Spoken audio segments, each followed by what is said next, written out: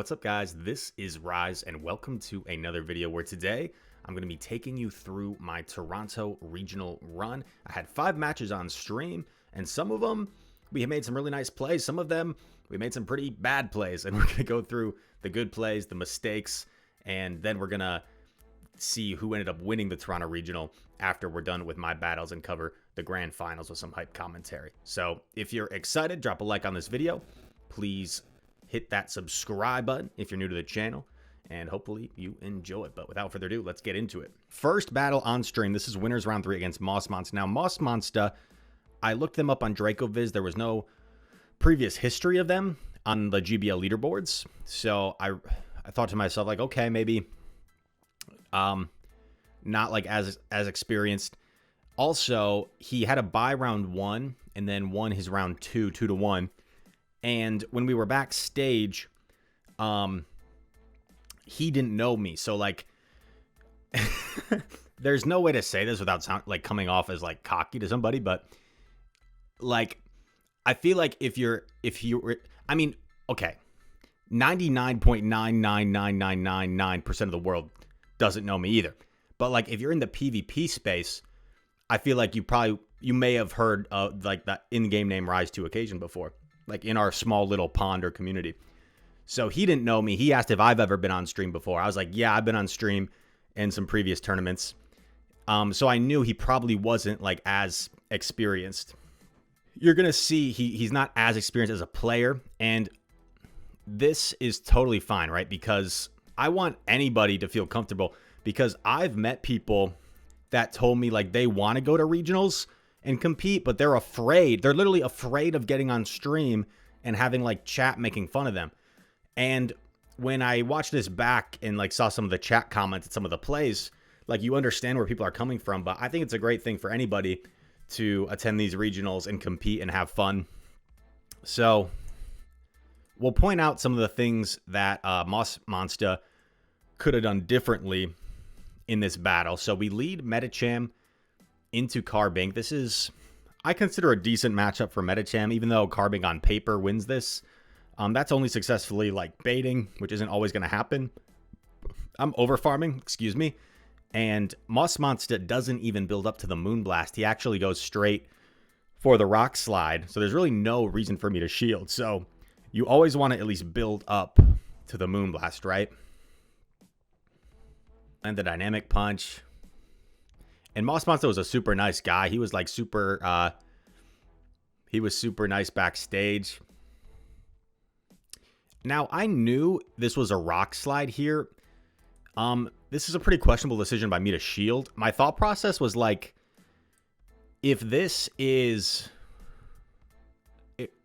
if there's something like his own A slash and back, I think in the moment I wanted to like potentially pivot out. Thank you for the follows, by the way, coming in. Samuel Wallace and Famarino. For some reason, I felt like it might be better to keep some health on Medi, because if there's like an A slash in back, I can pivot out and like save my Medi for the A slash. But then his own Medi comes in, and at this point, because I have a Sableye A slash back line, I'm simply just going to chip as much as I can and then go down. He wins CMP against my Medi, which is definitely interesting, because my Medi might have a certain spread where I'd expect it to normally win CMP. And I go for an Ice Punch. Medi barely hangs on, gets the chip damage. At this point, coming with Sableye, of course, pretty straightforward. He swaps Charge Bug. I am down a shield. Excuse me. So I decided to throw my foul play first. Either I'm going to get a shield from the Charge Bug, or I'm going to do some really nice damage. He lets it go, which I think makes my life a little bit easier. And then I was just swapping, but I'm able to catch in the process, which is pretty nice.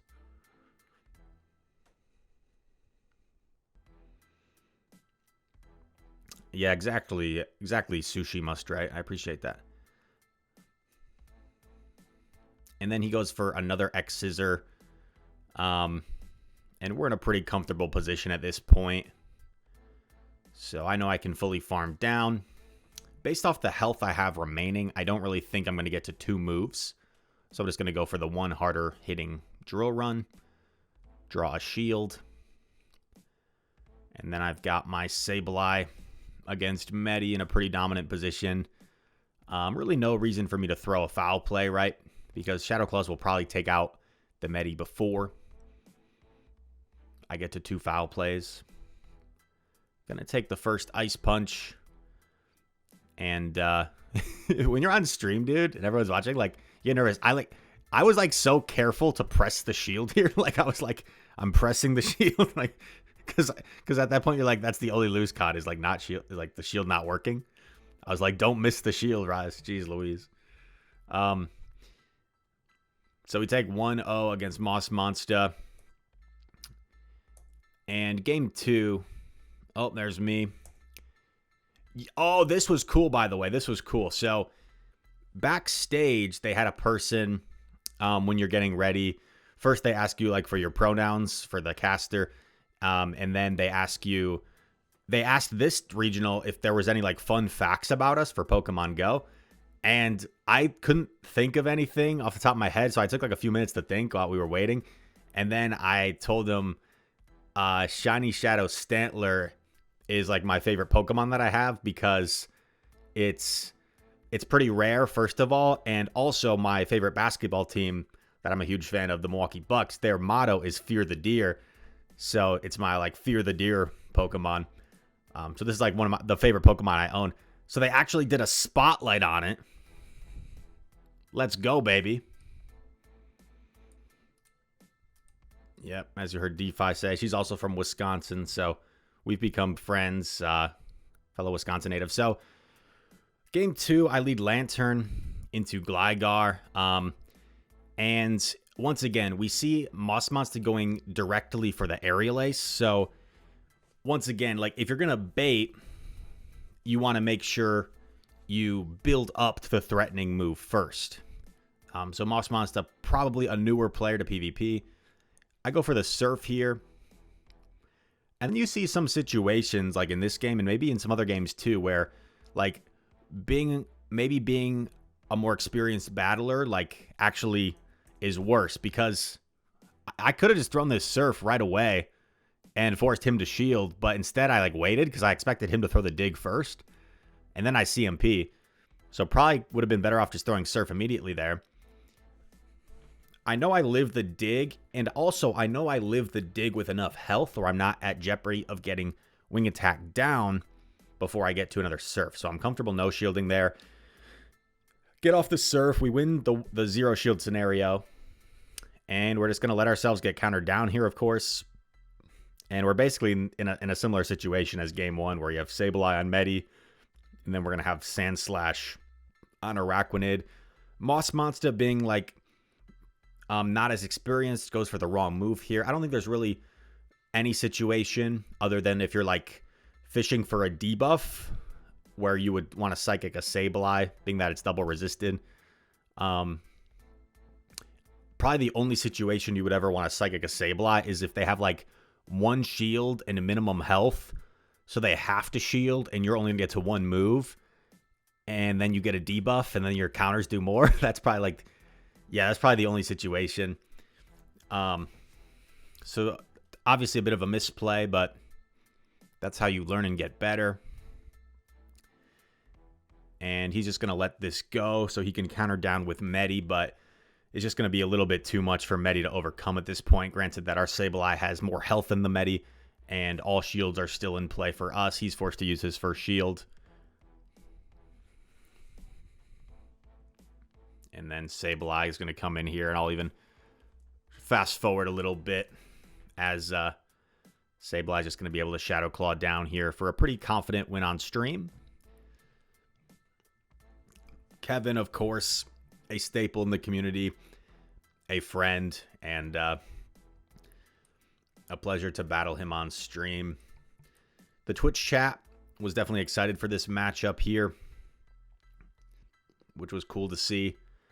And Kevin is running the Elite Sacramento team, which you could also consider the Wadaj team, because I think Wadaj came up with the team and Elite took it from him, and then Elite won with it, and now a lot of people are running it. I guess I never really explained the thought process behind my team. So I'm running Lantern, Serp, Mandy, Sableye, Medi, A/.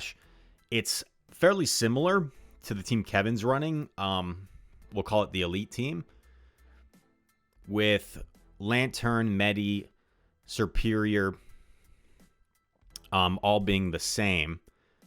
And then the differences are the Ice type and the Flyer. So I'm running Alolan Sandslash to give myself a kind of more reliable Lantern answer than Gligar.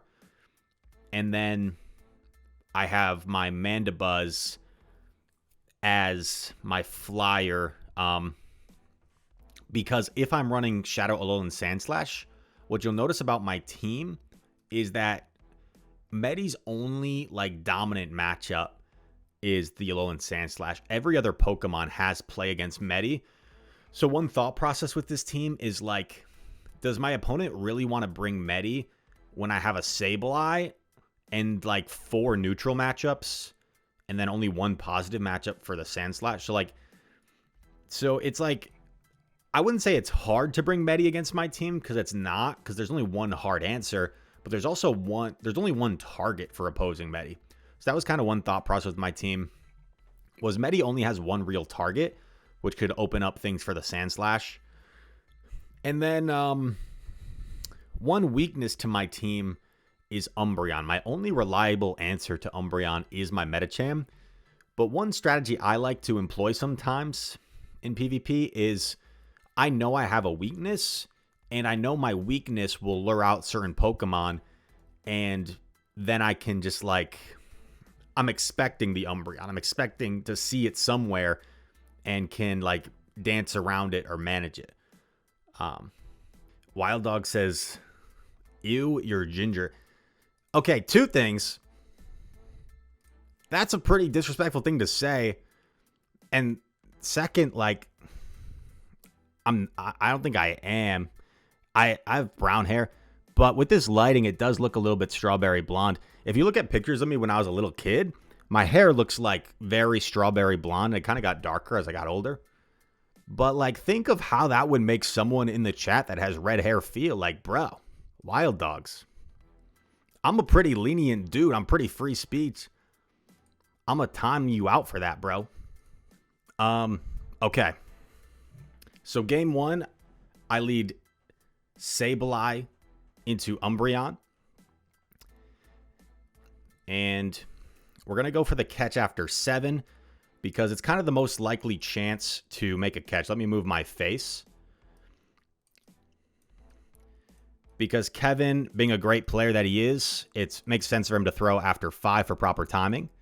So we're able to catch. But then he's able to punish us with a Lantern, which is unfortunate. And this is kind of worst case scenario alignment for me. But one thing I like to generally do with my team compositions is I like to think about the worst case scenario and think like, maybe I can still overcome this. So I'm kind of in my head, like, I know this is worst case scenario, but I'm thinking, well, if I can get a big farm down with Superior, maybe we're still in this. And thank you, by the way, for the subs. So here is a critical moment in the game. I live the Thunderbolt from the Lantern, and I don't think Dark Pulse KOs from here. So I undercharge. In hindsight, I think I should have completely undercharged this, or even not even thrown my move. But I think I should have no-bubbled this. Because I end up getting 4 Vine Whips. But if I no-bubble this, I get even more. In comes Frost. We're going to Frenzy and then dip into Sabe. So one option here is the immediate throw the foul play for the combo. I thought Kevin might expect that, so I didn't throw it right away. But if I had thrown it right away, I probably would have gotten his second shield, which would have been really nice. We're going to go for the return here. Definitely thought about baiting here, but decided to go with this like kind of safer play, because if he calls a foul play at that point, I figured the game's probably just over. So I went for the return. Foul play coming through here from Umbreon. I throw an alignment there, which isn't ideal. So essentially the only thing that this costs me is one less Shadow Claw worth of damage to the Umbreon, which isn't a huge deal. Umbreon gets a big snarl down, and we still have both of our shields, and you see me like look up at the sky. When I'm thinking like, what do I do? I usually look up in the air. That's one thing I do. Yeah, at this point we kind of have to shield, but we're actually too low at this point where Kevin can just swap out and probably powder snow us down before we are able to take out this Frostlass. Kevin actually even had the option, right? Like he could have saved his shield for Umbreon as well and probably been okay. But well, maybe not. Maybe he had to shield there. So very well played by Kevin. I think the main thing I could have done differently was that midpoint in the game where Mandibuzz lived the Thunderbolt.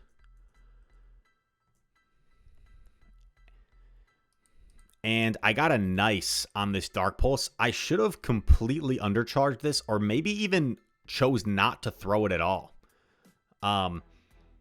And then Superior with that massive farm down, I think would have been problematic and maybe would have been enough to flip this game. But GG's. You think the Dark Pulse would have KO'd Lance? It would have been real close, Henry, but if the... I personally didn't think it would KO. I personally didn't think it would KO. So, like, worst case scenario, right, is Lantern living the Dark Pulse with, like, 1 HP. If we look at this chunk of health Lantern currently has, and we look back to, like, how much a Dark Pulse does here.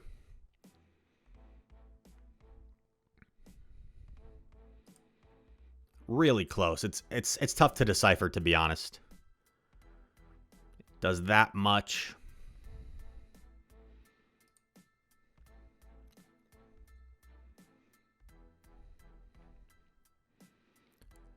Dark Pulse does 28%. I personally would think Lantern hangs on to a fully charged Dark Pulse, but I don't know for sure. So, tough to say. Pretty tough alignment for us in that game 1, but we still definitely had some play. And then we're going to fast forward on to game 2, and we've got Lant versus Lant. Now, with my backline here, I know that switch advantage is tremendously important for my backline, right? Especially since Kevin has a Frostlass on his team. So there are certain games where I might not care as much about switch because maybe I have a Sableye in the back and I feel like my Sableye is pretty flexible. There are other games where I very much care about winning the lead. And this was one of those games. And then we shield a Thunderbolt from Kev. I throw here on CMP. Kevin wins the CMP, which is not ideal for me. I'm not going to go down 2 shield, that's for sure. I'm not going to go down 2 shields. So I take this one. I do a very subtle undercharge here to get myself like 1 spark. What I don't want to do is get too greedy and allow him to like dip out. I do kind of want to get rid of the Lantern. In comes Serp, and he's going to get a nice little farm down, which isn't ideal for us, but I have to keep alignment. And the undercharge I did actually to give my Lantern 1 extra spark allowed me to get to that move. So that was actually kind of crucial in the end game. Kevin with his head start, able to frenzy me. He dips Umbreon, I dip Medi. This is where having Dynamic Punch is quite nice. I did definitely think about baiting here.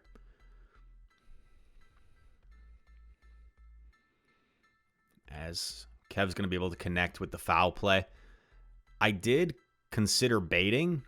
However, in my head, I was thinking, even if he shields 2 Dynamic Punches, I bet my Slash up a shield can probably close this game out. He gets off another foul play.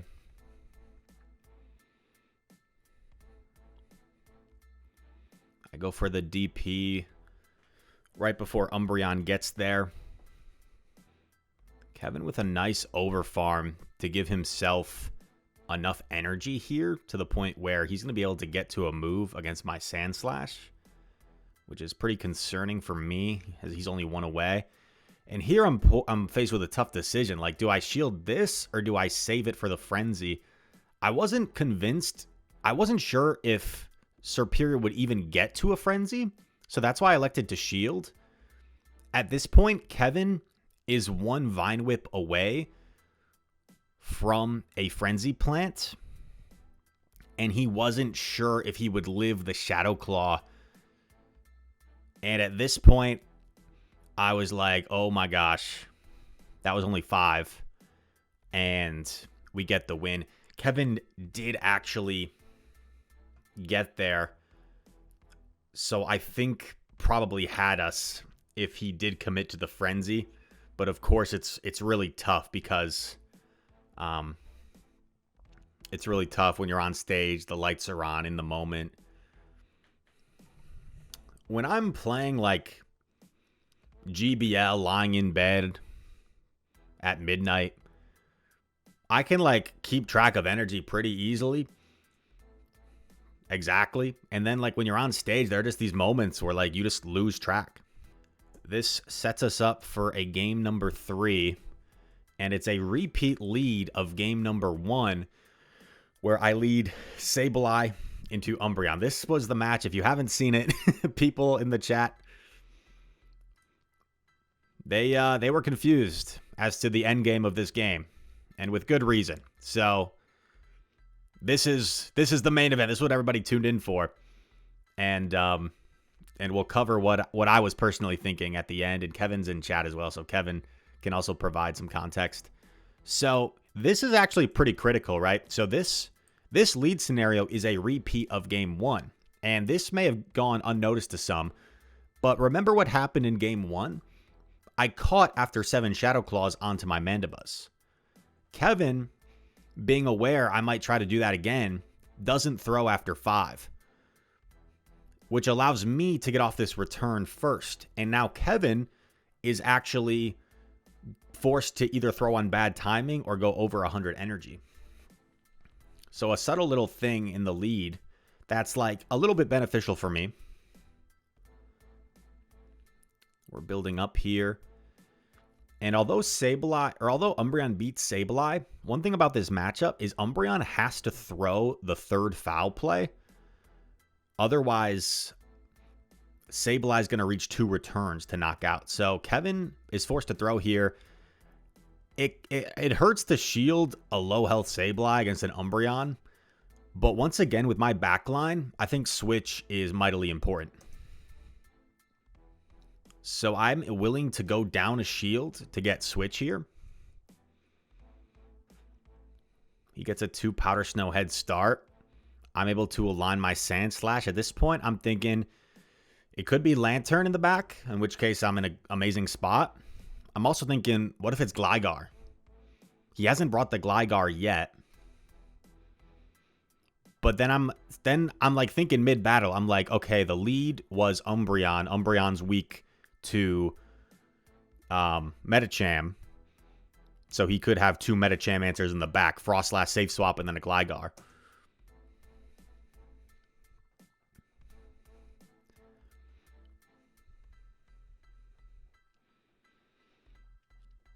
We're at back-to-back Ice Punch here.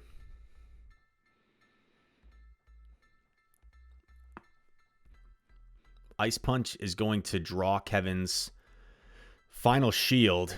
And here, the play heard across Twitch chat that people did not know why I did this. I thought it was Gligar, so I attempted to catch the Shadow Ball here. I thought Kevin would just instantly throw Shadow Ball, but he didn't instantly throw Shadow Ball, which gave him time to react to Avalanche my Serperior. And suddenly, what if I just simply let my A-Slash go down? Uh-oh, looks like we got an ad break. If I simply just let my A-Slash go down, we just win. It was at this moment Rise knew he messed up. I made up my mind in the moment. It has to be Gligar. So I attempt to catch a Shadow Ball, and I felt like I had to save my A-slash. In hindsight, here's the thing. Thank you, Squeedly, very much for the follow. In hindsight, even if it was Gligar, I don't think this catch would have done me any good. Because let's say I successfully catch a Shadow Ball, Gligar can just overfarm and probably win the game. So, this was pretty yikes. Thank you for the follows. So this puts us in a pretty yikes position with Kev's back Pokemon. And maybe Kev... Well, Kev just messaged. Did I miss his explanation already? But maybe Kev can explain what he was thinking here. Maybe Kev felt like his one spark would knock out. Maybe Kev felt like that one spark would knock out. But what ends up happening is him not just going for the simul KO allows me to get off a frenzy here.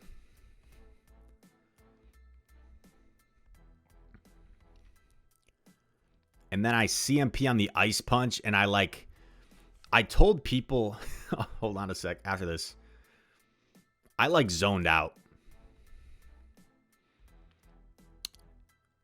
And one Shadow Claw knocks out the Frostlass. So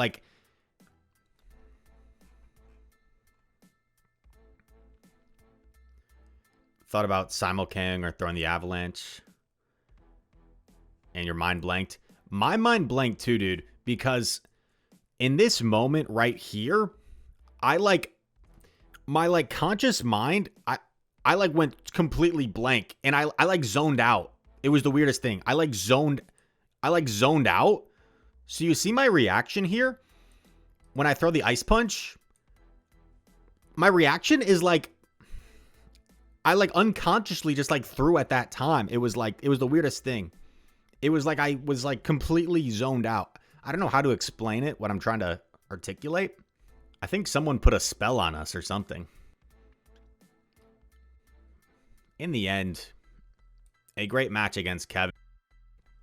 And he's repping the Alolan Raichu on the hat. Someone went up to Magmar Man and was like, hey man, where's the Alolan Raichu? And he's like, it's on the hat, bro. He's a really nice guy. And going into this matchup, I'm looking at his team, man, and it was a little bit stressful because with a team featuring this many spice picks, you kind of think, okay, there's probably something on my team that's a core breaker or something he doesn't have an answer to. The only thing on my team that he didn't have an obvious answer to is Sableye. However, if you also look at his team, what does Sableye really do well against, you know? It kind of gets outbulked by Mantine. It kind of gets outpaced by Swampert. It's really just neutral against everything. It doesn't really do anything dominant for me here. So, I have a really good safe swap with my Sableye, but everything else is kind of RPS. Medi doesn't want to see Mantine or Emolga. Superior doesn't want to see Mantine, Canine, right? Superior's pretty tough to bring here. Mandy looks pretty good, in my opinion. It's only really afraid of Reggie and Emolga. Mantine's not the best.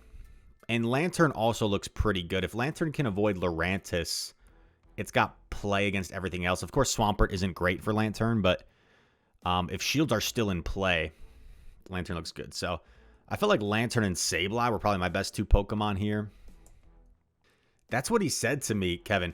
And yeah, I was impressed because his team, even though it's really spicy, it's got pretty dang good coverage. Normally when you run Spice, you kind of miss out on some of the coverage that the more meta Pokemon provide you. But this team had really good coverage. We lead Mandibuzz here into Shadow Kanto Ninetales. And one theme you're going to see in this matchup is the calls and the reads that Magmar Man is able to make. We're going to go for the Dark Pulse here, one before the potential Overheat. I don't know for sure Magmar Man's movesets, but I thought Overheat was probably most likely. He throws as he gets to the overheat, and I respect it. I figure it makes sense to go for overheat against the Mandibuzz, and we freaking shield a Weather Ball on our Mandibuzz, which is not good. I go for the Dark Pulse, and now he goes for the overheat. I overfarm, right? He tried to CMP me. At least I didn't fall for the CMP. We're able to successfully shield the overheat, which is nice. I throw the Aerial Ace here. But we are down a shield. And in comes Swampert. Now, here I've already messed up. So one subtle thing I can point out here is I thought about pivoting to save my Mandibuzz. And then when I see the Swampert, I don't. I decide it's best for me to stay in. So I actually waited a turn here, which is why I actually end up throwing after 4 Snarls, because I waited a turn before I started tapping. So I kind of was forced to throw after 4 for proper timing because I waited a turn. So if I had just kept tapping, I could have thrown after 3 and he would have less energy. So already a bit of a mistake by me. He's going to Hydro here, and he's one off. He's one off the next Hydro, so I'm forced in my head to throw Aerial Ace right away. And he catches it on the Lurantis, so people were kind of surprised by this. But he's able to preserve the Swampert in the process. Now, I swap Sableye. I mean, in my head, I didn't even think about this in the moment. But let me know in the comments as this game plays out. Would swapping Lantern here have been the play, maybe? Maybe force the last shield and then maybe get a farm down with Sableye? I don't know. Well, he probably doesn't even bother shielding, does he? I could have done one more Shadow Claw here for extra farm, but it doesn't really matter. He's going to let it go, and he's going to go for the sweep with his Shadow Swampert. And unfortunately for me, these are 2 Pokemon that do not, well, more so the Lantern, a Pokemon that does not want to see Swampert in this situation.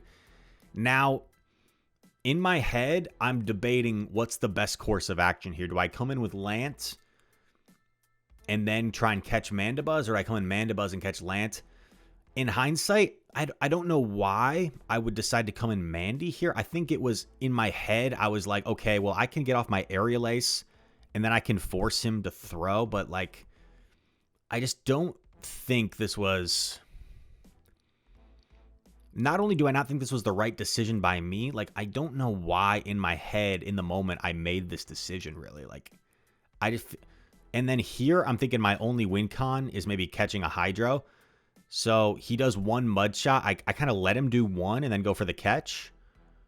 But no, he wasn't going to throw after 1. You can tell by his tapping.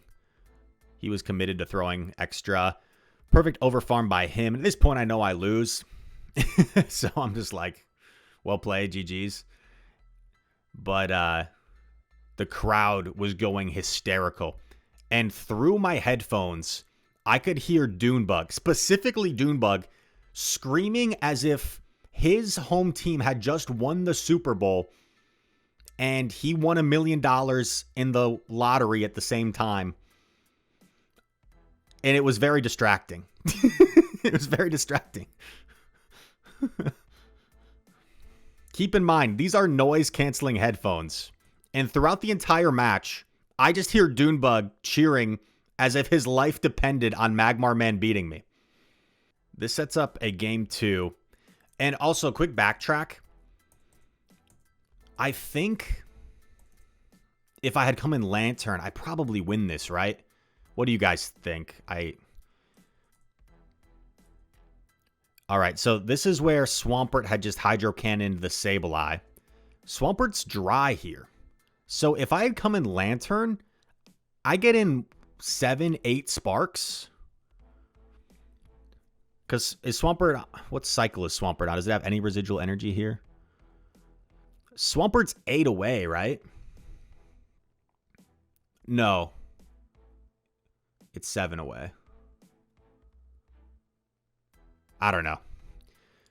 But let's say I get 7 sparks. 7 sparks force Swampert to throw. With the enhanced spark buff, the sparks plus the snarls, I think, might have been enough if I had gone that course of action. So, I think I misplayed this endgame. I think if I had gone Lantern and then Mandy.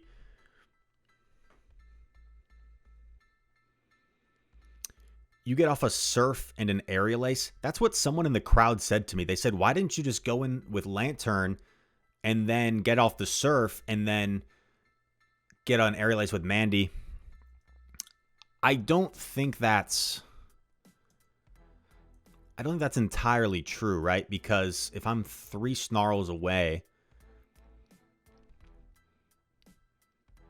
by the time Swampert gets to Earthquake, that's really close, actually. Because I throw immediately on 6. Swampert just overfarms, no? Yeah, Swampert just shields and overfarms. So, but what your point does make, rather than making it as simple as just throw Surf and then he Earthquakes and go for Airlace, that wouldn't necessarily work. What your point does illustrate is I could then go for a catch, and a catch would be more likely because it would cut the time down where he would be forced to throw the Earthquake. So that is what your point illustrates.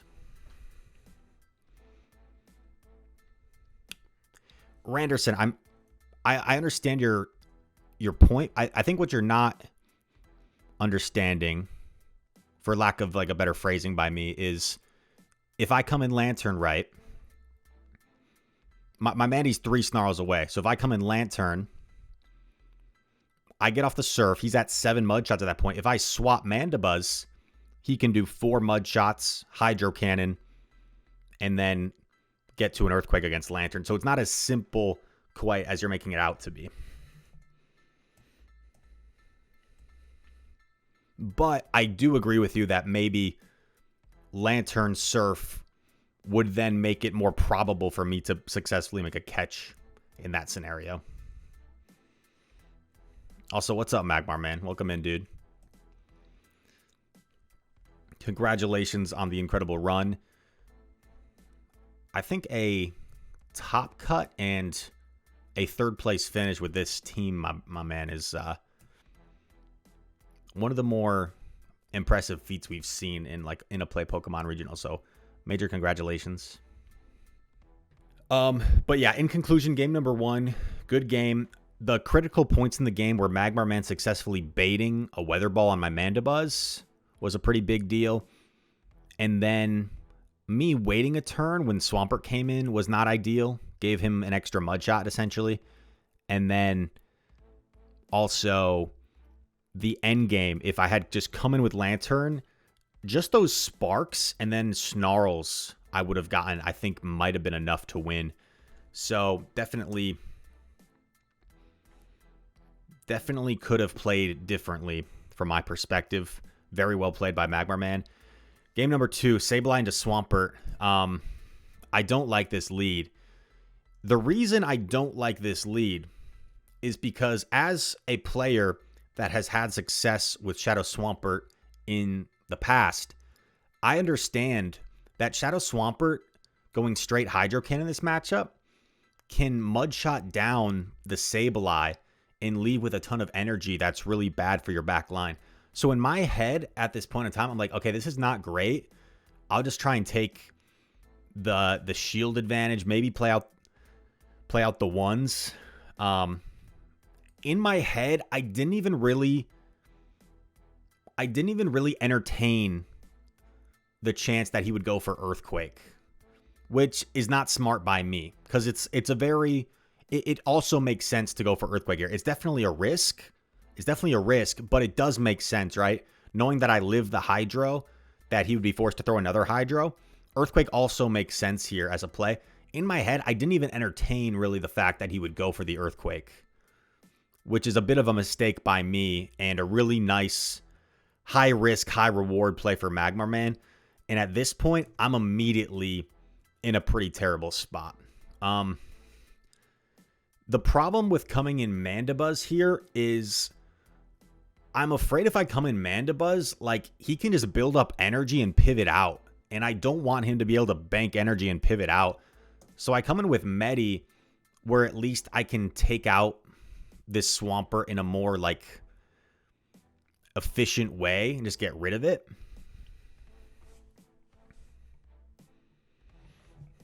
Oh my God, Soph in the chat. Welcome in, Soph. But now with all this energy, Swampert is just putting on a clinic against us. Magmarman's taking us to school. And we didn't prepare enough for the test, apparently. Actually, no, we did prepare for the test. The professor sent out a study guide, but he didn't include Shadow Swamp, Shadow Canine, Mantine, Lurantis, Emolga on the study guide. That wasn't on the study guide. Professor Oak didn't include that on the study guide. So then I got the team sheet. I got the test. I was like, what is this? This wasn't on the study guide. So we're down a shield. We do have this energy, though. So we're not out of it yet. We're going to fight till the end. I throw after one for proper timing, of course. He's going to let this go. He's staring into the soul of the camera. And then we're going to catch here after 4. We get the Snarl through as well, which is nice.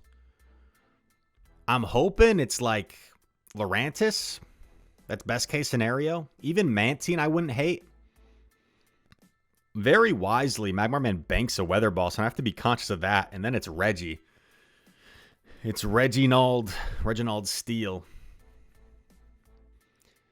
And we're going to try and fight this out, but this puts me in a really complicated situation where I'm already debating like where I use my shield.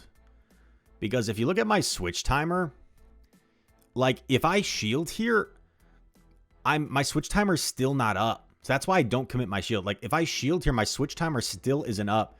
I would be forced to Dark Pulse and then get out. And then at that point, I don't know, man. So I bait the Ice Punch.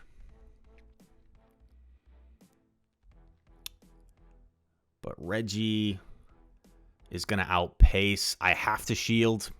I know the game is over here, but I just played on my win condition of him like swapping in to try and combo play and then me getting off the Ice Punch before the game lets him Weather Ball. So like that's my win condition, so I go for that. And that's why I Ice Punch there. But Ninetales has the Weather Ball. And just outplayed by Mr. Magmarman 26. Game 1, I think winnable. If, of course, the Weather Ball. I don't think we can blame ourselves too much for that call. Just Magmarman making the correct 50-50 call there. And then, of course, the end game coming in with the Lantern was probably the better course of action. So was a little bit frustrated with how I played that. And then game 2, of course, the Swampert landing the Earthquake was just massive. And a little bit upset at myself for not respecting the Earthquake there. So Magmarman just made all the correct reads. And just, I thought, played pretty much flawlessly. I mean, we made a couple catches ourselves, but they weren't really as impactful as some of the calls that Magmarman made. And then in this game, let's see, like, if I had shielded Mandibuzz here, maybe I still have some play, because, like, I guess I can Dark Pulse, I can Dip, I can Dynamic Punch. There's a lot of Ds. This is, like, good alliteration. Dark Pulse, Dip, Dynamic Punch. He probably shields Reggie.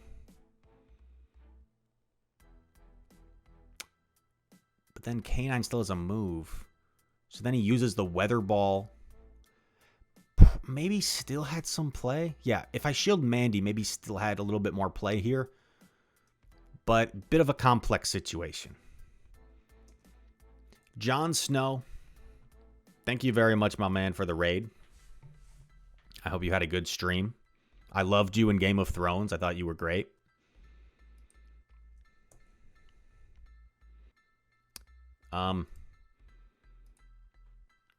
What just happened? Was that like a really delayed? Saw me and I looked all business. It depends when you saw me. I felt pretty relaxed. After Magmar Man's match, I was a little bit frustrated with myself just because of how I played. And also, like I mentioned, it's very understandable with the incredible spice that Magmar Man was able to succeed with, and the crowd loved that. But I felt like I was at the arena. I felt like I was at like an opposing game at the free throw line back in my basketball days, and I had like the entire crowd rooting against me. And so, for example, like I said, when I don't shield the Earthquake, as soon as I hit the no shield, I specifically hear Dunebug screaming at the top of his lungs right here. Screaming. So I like know through the headset, okay, I just no shielded an Earthquake. So like, I don't know. It got to me a little bit, and that's maybe something I need to work on, is mental fortitude to not let external factors like that impact anything. Not that really impacted how I played the rest of the game, but it did frustrate me a little bit. So for my remaining matches, I actually asked the staff if they could like turn my white noise up even higher, because I didn't want the crowd influence. DaxOu is our final opponent of day 1. He is originally from France and lives in Montreal now. And also, Dax is trying to pull what I was able to do in Peoria. Does anyone know off the top of their head, has anyone ever lost round 1 of day 1 and then been able to make day 2? I was personally able to do it in Peoria before losing immediately on day 2. I'm sure it's probably been done as well. But DaxOu actually lost round 1 and got all the way to losers finals of Group D. So this guy has won, I think, 6 straight matches. Adds over. Let's go. Yeah, so Dax lost round 1 is what we were just talking about, and then was able to get all the way to losers finals. So he had won like 6 straight matches at this point. We lead Sableye into Umbreon, and I try to do the same thing I did against Kevin game 1. Guys, I led Sableye into Umbreon so many times. I guess it makes sense because my team is quite soft to Umbreon. So the opponent's probably thinking, okay, the only bad lead for Umbreon is Medicham, so Umbreon's a good lead. I am not able to catch. I'm not able to catch on 7 Shadow Claws, and I lure out the Lantern, similar to the Kevin matchup. But this is a Water Gun Lantern, and I am well aware that Mandibuzz can flip this matchup. Mandibuzz can flip this matchup, especially if you are able to tripping on my words, successfully shield a Thunderbolt. So I'm going to try and flip Switch, because if I can flip Switch, I get my Medicham lined up against Umbreon. I don't necessarily know that it's Medicham in the back, but I feel like that could be a possibility. Especially like with an Umbreon lead, right? Might be weak to Sableye in the back. So we're able to get off this Dark Pulse here. Dax is considering if he wants to shield. He does shield it up. And then at this point, I'm fairly confident I can live a Thunderbolt and get to my Dark Pulse. So I decide I'm either going to take Switch advantage or a shield advantage here.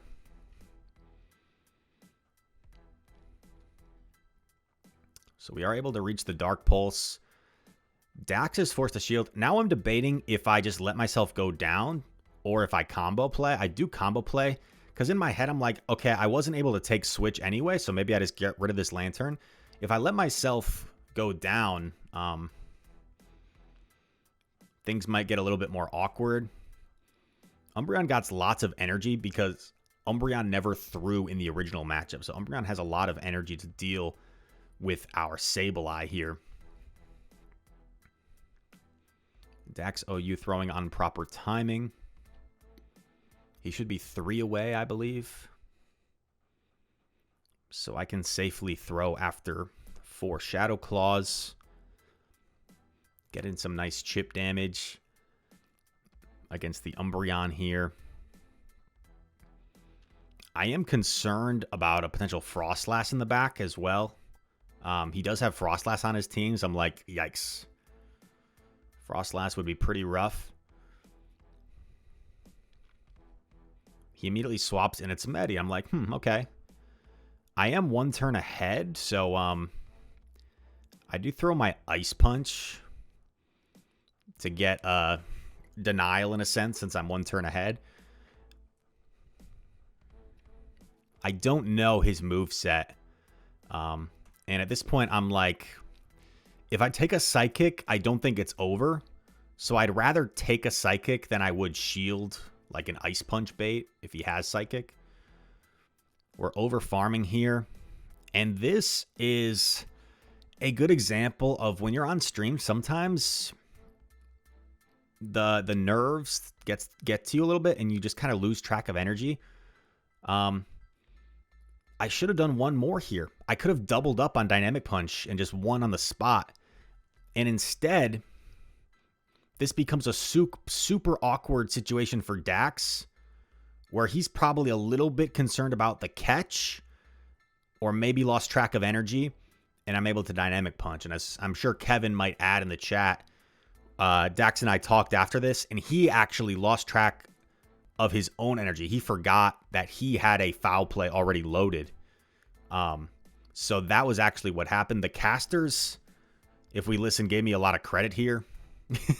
They kind of, Caleb and Speedy saying like, a high-level player is going to expect Rise to catch, and Rise outthought the thought that he was going to catch and just went for the Dynamic Punch, which isn't like entirely false, because that is kind of what I was thinking. But I also know that Dax said he forgot his Umbreon had a foul play loaded. Like if he remembered his Umbreon had a foul play loaded, he probably would have just thrown it. So DaxOu just forgot, and we enter into a game number 2 here. And unfortunately for DaxOu, this game is pretty RPS. We lead Spark Lantern into Water Gun Lantern. I did think Lantern was a potential lead from him after game 1. And I decide to maximize my energy. CMP on the return here, because I think Medi barely hangs on to this foul play. Axon, what do you think? Do you think foul play KOs there? I know Axon is a experienced Sableye user. But I played it safe, just went for the return, guarantee the shield or the knockout. And here, I'm just kind of building up. I'm eyeing my health, and I figure I can get to 2 foul plays rather than 1 return. So that's what I decided to go for here. And of course, we're just in a pretty favorable position at this point. DaxOu's shaking his head. Game 1, he had fairly good alignment on us, but we were able to kind of dance around it. Game 2, it's the opposite. Game 2, we have very dominant alignment on him. So just going to wait out my timer. My switch timer is probably already up, so I don't know why I'm really waiting. But we let the Thunderbolt go through, and once the Lantern is gone, in my head, there's really nothing that Mandibuzz doesn't want to see. Even Frostlass, of course, up a shield is totally fine for our Mandibuzz. I know that Umbreon can beat Mandibuzz, so I do chip it first with a Surf and then go into Mandibuzz. And I think I'm going to slow down this matchup for you guys to 0.25 speed, because this matchup's like, you have to really pay attention. Just kidding. Gonna fast forward. One thing I will point out, though, I keep trying to pause and then it plays the audio instead. Quick pause. Magmar Man, I remember last year when I was on stream, they thought I farmed up 1 before double Frenzy against the Registeel because I knew I'd CMP with Feeny. Nah, I just didn't want the Reggie to get to a 3rd focus line. Yeah. Casting's a tough job, man. And I think the casters do a phenomenal job. Soph was teasing me saying, I love when Rise roasts the casters. I think you guys do a phenomenal job. As someone with commentary experience, I know it's a difficult job. And I think they do a terrific job. One thing I want to point out that the casters also pointed out is I make sure to maximize my energy as much as I can because I know our switch timers are desynced. Shout out Ricardo. And if he comes in, I want to make sure I have energy to threaten that lantern. Aerial Ace connects. Look at that damage. And we have the energy loaded to threaten the lantern. Dax knows he's in a tough spot. So he's going to shield up. We're going to come in with our own lantern. I mean, we could close this game in like a number of ways. And honestly, I get pretty sloppy here. So like, I'm in such a commanding position because of the RPS. I just kind of throw my moves, you know. I kind of just like, and when I was watching back, I noticed Axon makes a comment in the chat. Well, like that's one way to do it, cause like I take a foul play here. He gets to another foul play. I shield it, and rather than just like knowing that I can get to Thunderbolt to win, I go for Spark, I go for Surf, which doesn't KO, and then I swap in Mandibuzz and Aerial Ace. Like, I just get pretty sloppy here in the end game. I don't know. I just throw mechanics out the window. I just like throw my moves when I get them. So a 2-0 victory against Dax. Super nice guy, originally from France, we said, currently lives in Montreal, Quebec. And yeah, he was upset with how he played. And that's where he told me after the match that he had the foul play on Umbreon and he just didn't throw it. So GG's to him. And it's also a long day, right? For him, losing round 1, winning 6 in a row to get to the losers finals. Like, that's a lot of matches. And he's running a pretty unique team as well with Charm9 and Future Sight, Grassnot, Cresselia. Also, his Mandibuzz has foul play. They hype me up before I, spoiler alert, potentially lose this match in dominant fashion, showing all my achievements. Well, I remember Axon. I'll make the joke because Axon joked about it too on his Worlds recap, where like, didn't they not include NAIC or something? Did they like not include NAIC 2022 champion, but they included like Salt Lake City top 8? It was something like that. So no Milwaukee championship for me, but we did get Peoria and Orlando top 8. So I'll take you through what happened the night before. Out till 5 a.m. partying, hanging out with the club. Just kidding. I was pretty drained. I was on like 2 hours of sleep. So I went to bed at like 7 p.m. and then I was up pretty early and I ran some scrims. And I scrimmed like 5 different people and I went 5-0 in scrims. And I think that might have been a bit of a curse because going 5-0 in scrims, I like had the 2 lines pre-made up that I wanted to run. And they had some pretty obvious flaws that Jay was able to exploit. So game number 1, we get the perfect lead. And maybe I can attribute this lead to scrims because people liked leading the Swampert against me. But this I did not account for. 1 second in. That's how crazy this game that we play is.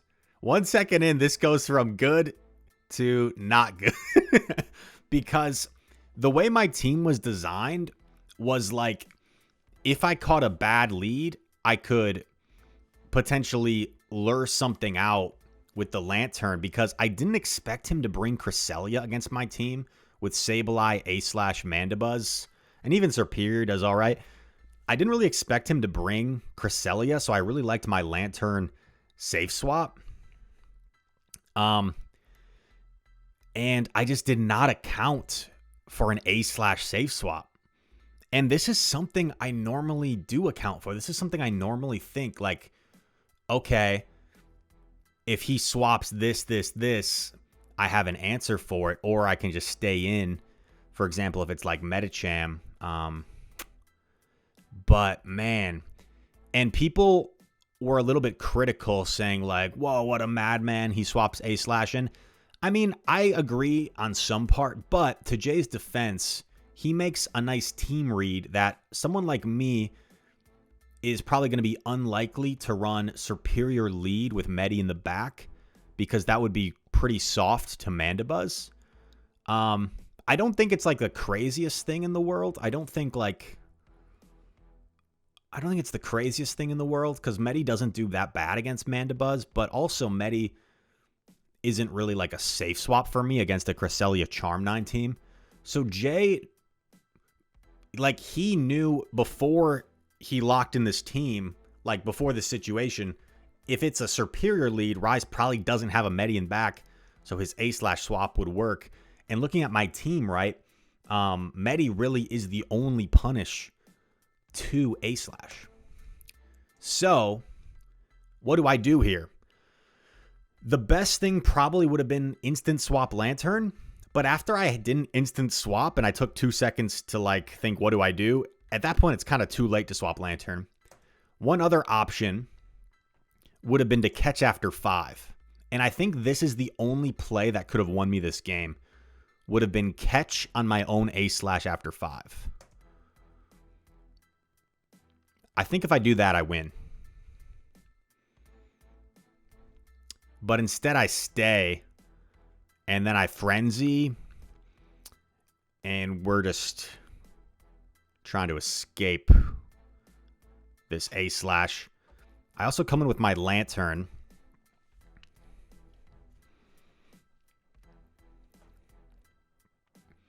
Based off the damage I'm seeing, I don't think he can get to Drill Run and then another Drill Run, so I do shield up the first, thinking I can Spark down.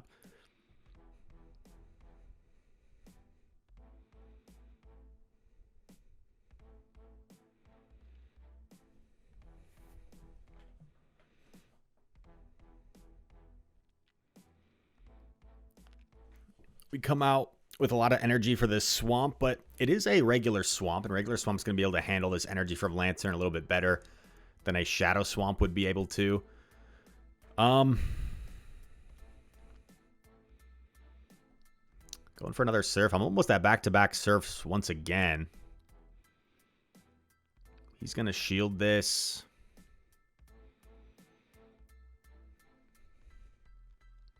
And then he'll let this go.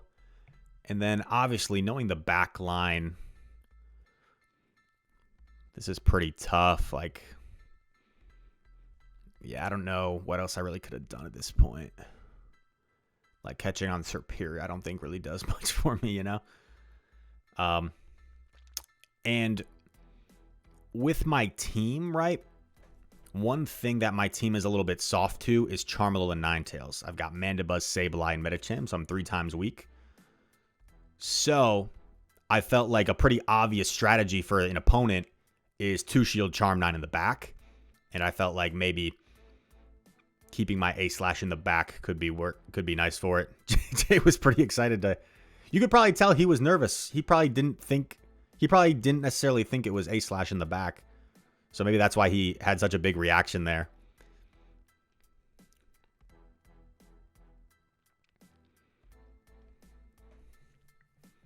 And yeah, very convincing win for him game 1. So it's back to the drawing board.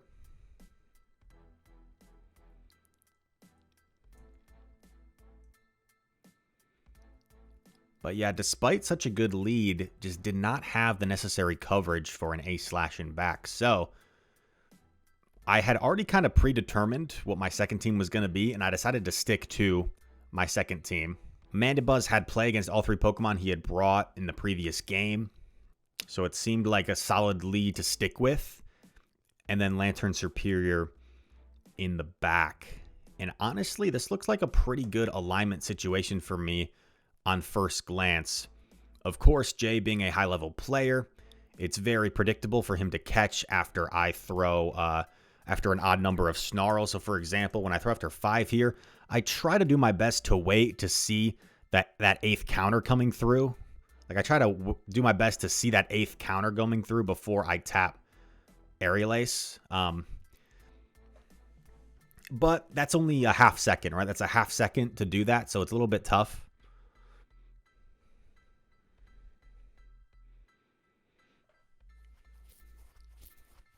Jay throws on proper timing, of course. Jay's kind of funny. You can see Jay like visibly cringe in his games where his opponents like don't throw on proper timing. Another Ice Punch coming through. And of course we know that it's very predictable. He might try and catch after one Snarl here. So I try to do my best to wait, but as you see, like, let's see how this actually happens. Do one. Can I slow this down? Because obviously it's a very short amount of time that transpires. Oh, oops. So I want to see like if this was a situation like where if the game would have never, the game potentially would have never. Wait, what are people Omega lulling about? Oh, was it that he visibly cringes when people throw on bad timing? That is pretty funny. Slow motion. Oh, Mandibuzz, he just got hit with a big uppercut. So look, I throw after one Snarl here. He swaps.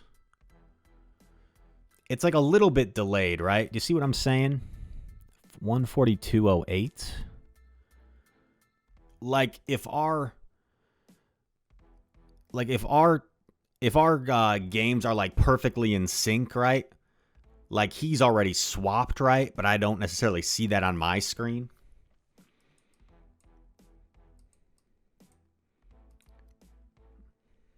I don't know. But it's just like, it's just tough. Because it's like, it's a catch I'm very aware of might happen that I'm consciously trying to avoid. But still happens. So I don't know if there's a whole lot I can realistically do there to avoid that. And then him successfully luring out the Lantern. I think this game's over. And it's just tough, right? The Swampert is really solid against my team. The Swampert is only afraid of the Superior. It beats Lantern. It beats Alolan Sandslash. It can beat Mandibuzz and Sableye in certain scenarios. So I figured Swampert might be like a potential MVP for him in this matchup. So that's why I decided to come in Lantern. But as we can see based off the back line, there is a Mandibuzz lurking in the back. He goes for Weather Ball. I know it's a Weather Ball. And he goes straight for the Ice Punch, which was like, watch, he comes in a turn late. see his reaction. Comes in a turn late. He's like shaking his head. But he's in a pretty commanding position. I guess he doesn't know necessarily that he's in a commanding position yet based off the back, but he's in a pretty commanding position. Probably should have gone for Thunderbolt here. Bit of a misplay by me. Because if I go for the Thunderbolt, maybe there's still some play. Because then I probably get to a move against Mandibuzz. Oh, man. Nah, I didn't even remember that. Now I'm wishing I went for the Thunderbolt there. Because maybe I get off some Sparks. And maybe if I get to a Surf against the Mandibuzz, maybe there's still some play. But now there's really just no play. There's no play. There's no recess.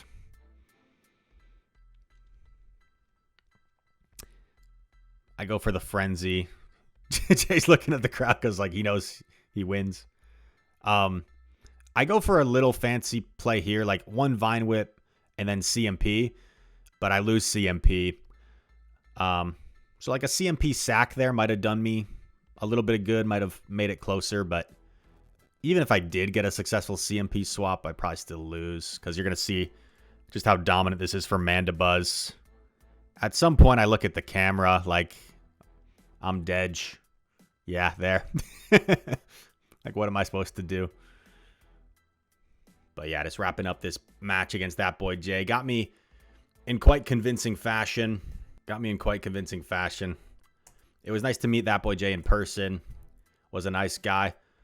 One criticism I will have of that boy Jay, I will oust him here, is we were sitting backstage waiting for our match to take place. We were the 4th matchup of day 2, and we were back there for, I don't know, 30 minutes. Thank you, Temp Pause, for the follow. We were back there for 30 minutes. We watched the matchup before us. Yeah, 6'10 Hero and EJ. So we were watching this matchup for like good 30 minutes. This matchup wraps up. 6'10 Hero wins. We're about to go on stage. And that boy Jay says, hey, can I go use the bathroom? Like, bro. Like, why did you wait until that moment? So the two production people look at each other and they're like, go right now. Just make it quick. Like, they didn't have time to like argue. They didn't have time to like press his buttons about it. They're just like, yeah, okay, go right now. Be quick. Hope you guys enjoyed this Toronto recap. I noticed when I was editing in the initial intro of this video, I said Toronto. I emphasized the T, which I was told not to do in Canada. And so hopefully my Canadian friends can forgive me for that. But I hope you guys enjoyed this analysis. Bit of a longer video. So feel free to let me know any advice in the comments. If you would have rather seen me break this up, maybe make it a little bit more fast paced, kind of a slower paced, analytical type video that we took from the Twitch stream of me recapping this. So give me any critiques in the comments. I'd appreciate it if they're constructive. Yeah, all that said, thank you guys for watching. I'm going to post a commentary of the grand finals after this one, and I will see you in the next video. Peace.